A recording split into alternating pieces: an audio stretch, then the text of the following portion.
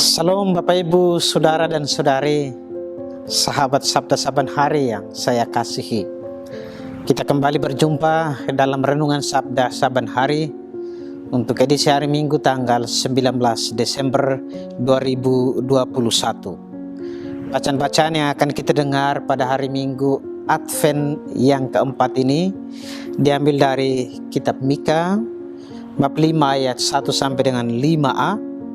Lalu bacaan kedua diambil dari surat kepada orang Ibrani bab 10 ayat 5 sampai dengan 10, dan bacaan Injil dari Injil Lukas bab 1 ayat 39 sampai dengan 45. Mari saudara dan saudari, Bapak Ibu yang saya kasih, kita siapkan hati dan diri untuk mendengarkan bacaan Injil dari Injil suci menurut Lukas.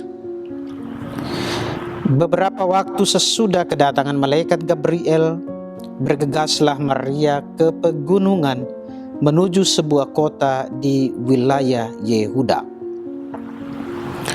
Ia masuk ke rumah Sakaria dan memberi salam kepada Elisabet.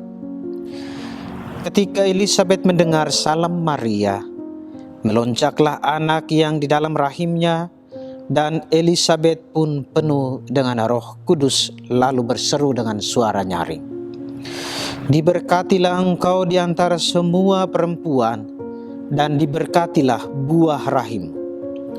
Siapakah aku ini sampai ibu Tuhanku datang mengunjungi aku? Sebab sesungguhnya ketika salammu sampai ke telingaku, anak yang di dalam rahimku melonjak kegirangan. Sungguh berbahagialah ia yang telah percaya, sebab firman Tuhan yang dikatakan kepadanya akan terlaksana." Demikianlah sabda Tuhan, terpujilah Kristus.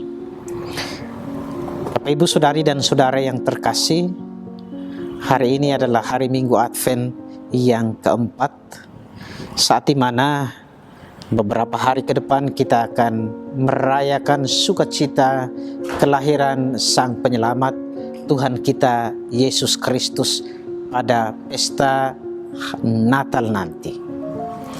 Dan yang menarik, Bapak Ibu saudara dan saudari, bacaan Injil yang kita dengar memberikan kepada kita kisah perjumpaan antara dua wanita kudus.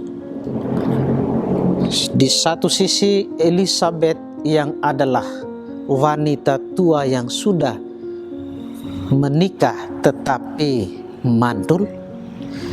Di sisi lain Maria, seorang gadis cantik yang baru bertunangan tetapi sudah mengandung. Perjumpaan wanita kudus yang melahirkan sukacita luar biasa di antara mereka. Dan itu terjadi karena karya Allah yang luar biasa. Maka saya mau mengajak kita sekalian untuk merenungkan beberapa hal dari perjumpaan kedua wanita kudus itu. Dari pribadi Maria, jarak antara tempat di mana Maria ada menuju ke Yehuda, tempat di mana Elisabet bersama Sakaria tinggal, itu cukup jauh, kira-kira 150 km. Maria setelah mendengarkan sabda dari Tuhan melalui malaikat Gabriel, ada sukacita, dan dia kemudian menempuh perjalanan yang cukup jauh, berjumpa dengan Elisabet saudarinya. Dia berani berkorban melewati daerah yang berbukit sampai tiba di rumah Sakaria, dan kemudian membawa sukacita yang luar biasa bagi Elisabet. Perjumpaan yang membawa sukacita dan kebahagiaan. Ini seringkali kita renungkan bersama.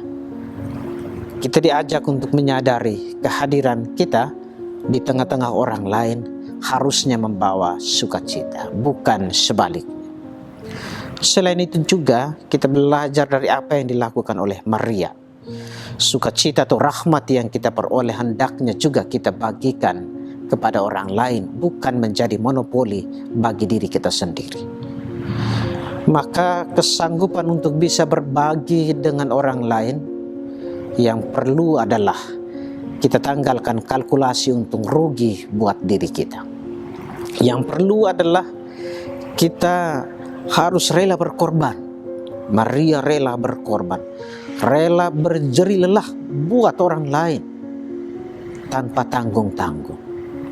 Kehadirannya kemudian bahkan membawa sukacita tidak hanya bagi Elisabet, tetapi anak yang di dalam kandungannya. Kita tahu siapa yang ada dalam kandungan Elisabet. Dia adalah Yohanes Pembaptis.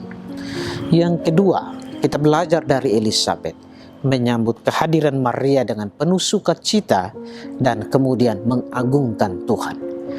Yang perlu saudara dan saudari kita belajar dari pribadi Elisabet adalah sikap syukur karena kita boleh berjumpa dengan orang lain, dan kemudian kita melihat kehadiran orang lain di dalam kehidupan kita itu membawa berkat buat kita.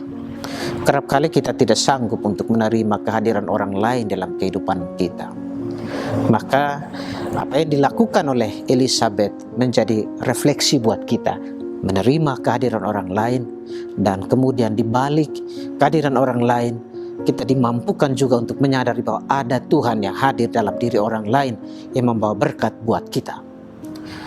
Maka tidak ada lagi umpatan, tidak ada lagi fitnah, tidak ada lagi mau menjelek-jelekan yang lain. Ini yang kerap kali kita lakukan. Kita belajar dari pribadi Elisabet, menerima siapapun dia dalam kehidupan kita, karena kehadiran orang lain di dalam kehidupan kita selalu membawa berkat dan ada Tuhan yang bekerja dalam diri orang lain itu. Dan yang berikut, sikap syukur, merayakan atau memuji Allah karena Allah boleh hadir melalui orang lain, menopang, membahagiakan dan lain sebagainya dalam kehidupan kita. Dan yang ketiga, dari bayi yang ada di dalam kandungan Elisabet, dialah Yohanes Pembaptis. Dia menangkap dan merasakan kegembiraan dan sukacita yang dialami oleh ibunya Elisabet dan Maria. Dia tidak hanya sampai di situ juga, tetapi dia ikut merasakan kehadiran Allah yang bahkan tidak kelihatan. Sukacita yang dialami oleh ibu mereka, kedua wanita kudus itu dialami sehingga dia melonjak kegirangan. Maka mari kita juga sama seperti bayi yang di dalam kandungan Elisabet, Yohanes Pembaptis, berusaha untuk menyadari kehadiran Tuhan di dalam kehidupan kita melalui berbagai macam pengalaman. Tuhan hadir melalui orang lain, Tuhan hadir melalui segala makhluk ciptaan yang ada di sekitar kita. Mesti ada kesanggupan untuk melampaui, tidak hanya sekedar penglihatan badania, jasmania kita, tetapi merasakan kehadiran Tuhan yang terselubung, kehadiran Tuhan yang selalu bekerja luar biasa bagi kita. Semoga dengan demikian kita menyiapkan hati dan diri kita untuk menyambut kehadiran Sang Almasih itu di dalam kehidupan kita.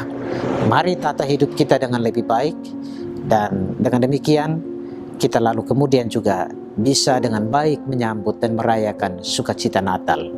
Tuhan memberkati kita sekalian. Amin.